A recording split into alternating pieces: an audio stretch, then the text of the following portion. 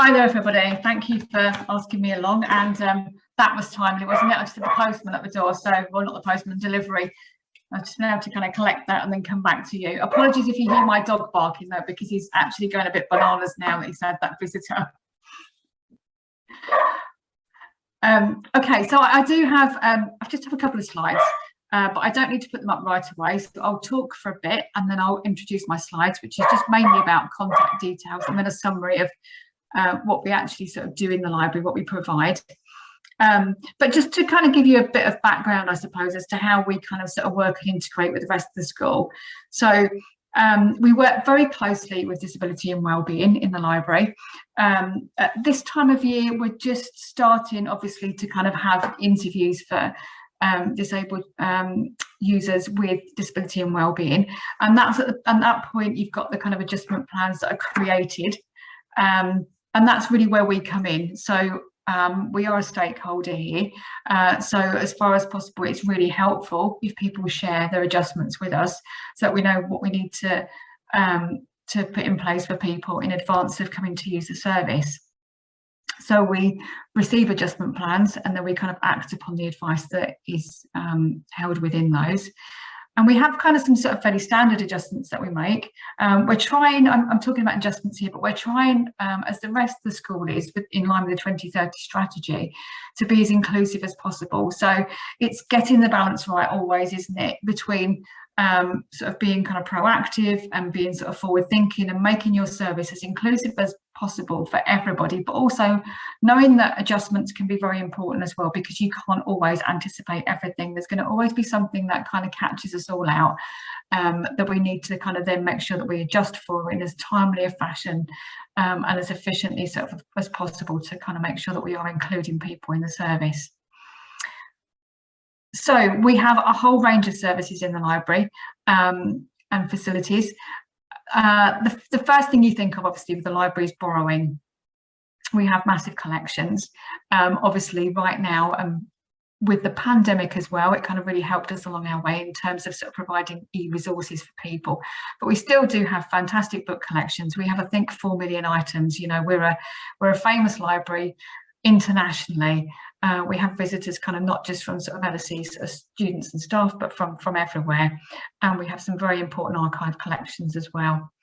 In order to kind of make sure that people are getting the most from sort of using the library, we're trying to kind of make sure that we kind of adapt borrowing as recognise that the kind of loan periods that we have in a sort of a standard kind of operation are not necessarily kind of suited to everybody's needs. So the course collection, which supports kind of taught course students and loans books out to individuals for 7 days at a time, that might not be so helpful for somebody, say, who has dyslexia and perhaps is doing sort of a massive reading subject like history, for instance. So we'd want to kind of, you know, talk to the students a bit in that way, and also kind of, you know, think about kind of what would be helpful. So our standard kind of increase in that loan period would be from 1 to 2 weeks, just to provide a bit of assistance.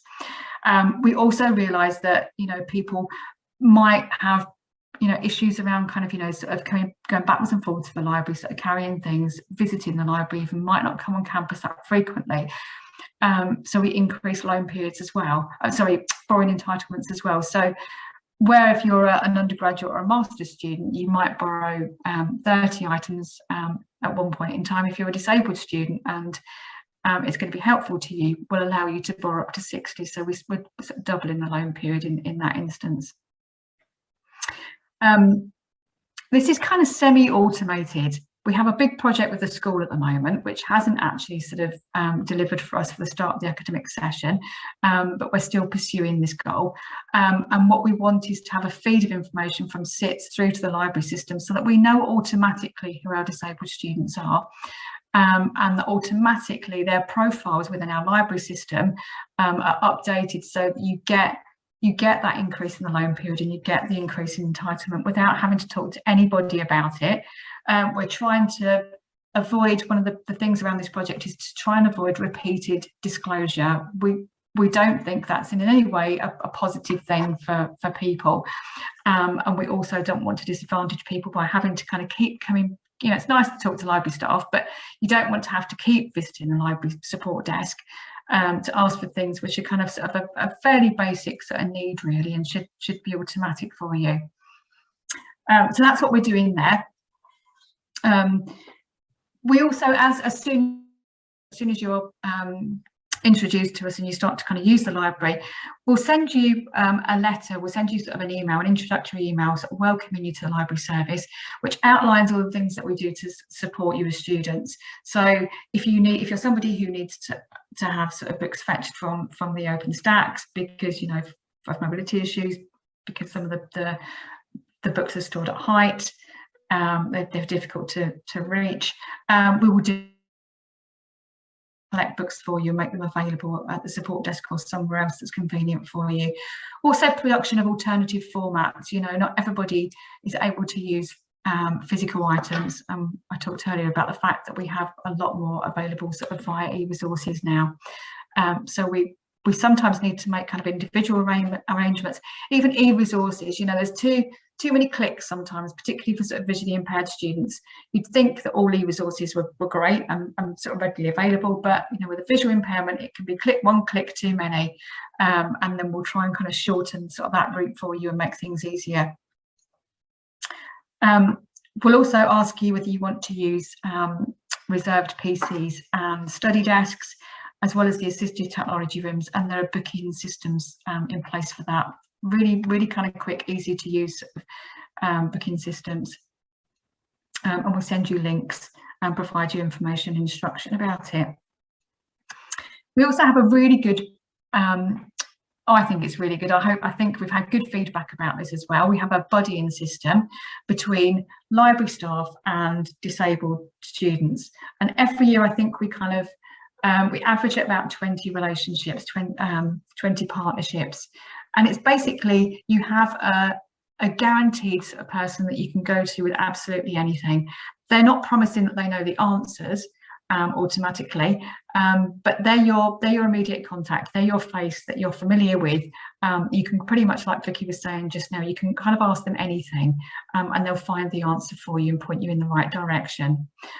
They'll also do things like inductions as well. So the library can be quite daunting at the start of the academic session, or pretty much any time really. It can be very busy. It offers a lot. It's a huge space as well. So to have that personalised induction can be very valuable. It's sometimes that people don't particularly need their buddy either until later on in the year. So perhaps when you're starting a dissertation, where you've got kind of a particularly sort of challenging sort of time that you've kind of come across that you need some support with, and they're there for you then. So they'll email and introduce themselves. If you've been identified in your adjustment plan as somebody that might benefit from a buddy, they'll tell you a bit about their everyday role and what they can do to help you, and also offer you kind of a sort of a quick catch-up, a quick introductory session.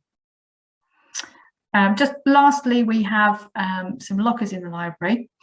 We used to try to supply all students with the chance to have a locker. There aren't enough to go around.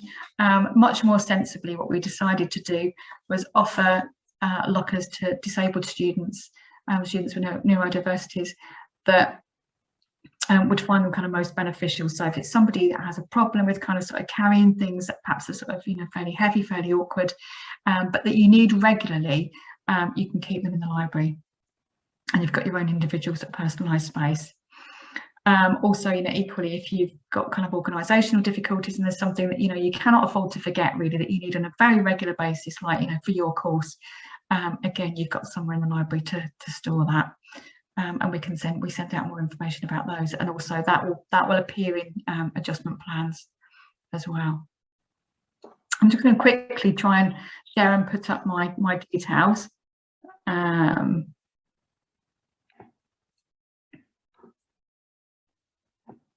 So you can either contact me. I'm the Library Reader Services Manager. So it's j.taplin-green@lse.ac.uk.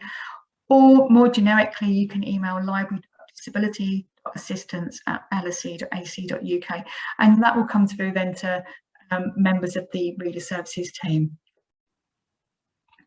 And then just in summary, showing you somebody sort of there having a look sort of through a book in the stacks, you can see kind of how the stacks in the library might be difficult for some people to kind of to manage and to sort of navigate. They're quite high, but also fairly narrow. They're compliant with kind of sort of standards, but if you were in a wheelchair, they are difficult to get through and to sort of manoeuvre really. So that's where our kind of book fetch system comes in. But just in summary, our main services are PC, study space, and the assistive technology rooms, the book fetch, alternative formats, boring books, buddying, and locker provision.